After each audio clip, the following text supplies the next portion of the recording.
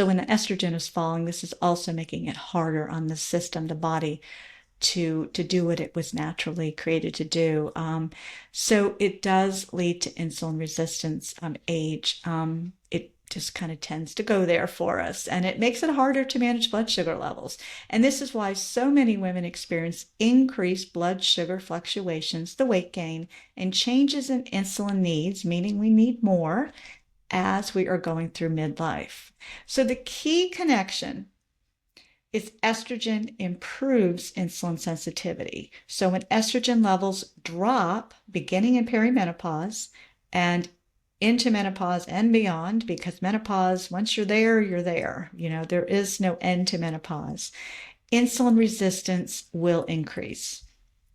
And a few common misconceptions is only overweight people get insulin resistance. There's a lot of kind of theory and obviously some evidence that those with prediabetes, type 2 diabetes, that extra weight, meaning that the insulin that their body is, in this case, it's not efficiently utilizing the insulin, so it does get stored as fat. So that is the correlation between type 2, people living with type 2, and in that kind of phase where they're kind of really battling that resistance. But the reality is, even lean women with hormonal imbalances, an example of PCOS, and even menopause can struggle with insulin resistance. So your waistline and your weight, the number on the scale, doesn't always point to whether or not your body is efficient at utilizing insulin. The hormones are still playing a role in this, and in this case, estrogen, the hormone estrogen. So let's tie these two together, how estrogen and insulin work together. So estrogen isn't just a reproductive hormone. It plays a major role in blood sugar regulation. It helps maintain insulin sensitivity, like I was just mentioning, meaning your body can use insulin more effectively to keep glucose levels stable. But as we enter, again, perimenopause and menopause, estrogen declines, and this is leading to more resistance to insulin. We become less responsive to what we're dosing, and over time we can often require higher doses of insulin.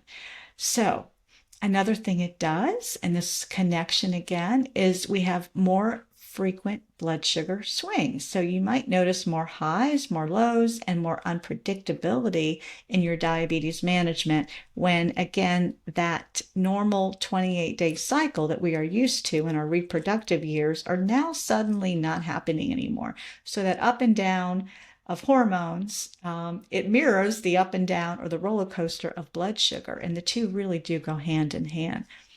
Another thing that is correlated and connected with estrogen and insulin is the weight gain, especially around the midsection. This is tied to both the insulin resistance, or the need for more, and the metabolic changes. And I'm going to dive more into what is going on with the metabolism here in just a moment as well. So hang on. More to come on the whole weight factor.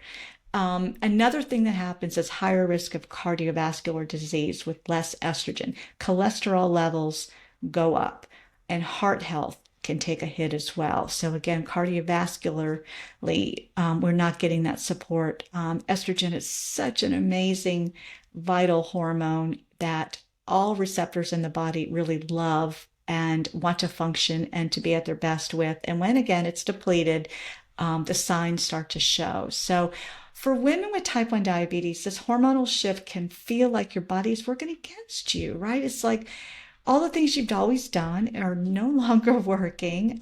You're past your reproductive years. You're getting older. You may be putting on weight. It's taking more insulin to cover that same meal, even though you just took an hour walk and you lifted weights 2 hours ago and all the things. The lifestyle habits are just not enough. And another thing that I'll talk about here is HRT, which is hormone replacement.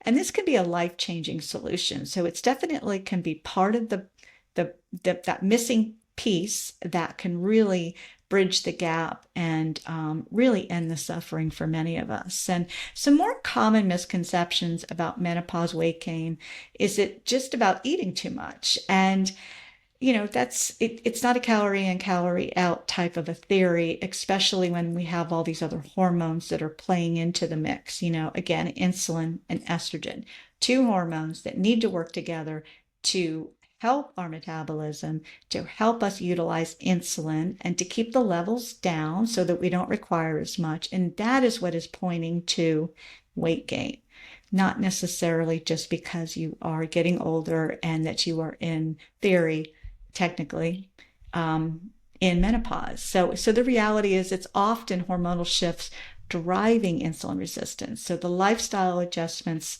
can help. So, which leads us to what can you do now?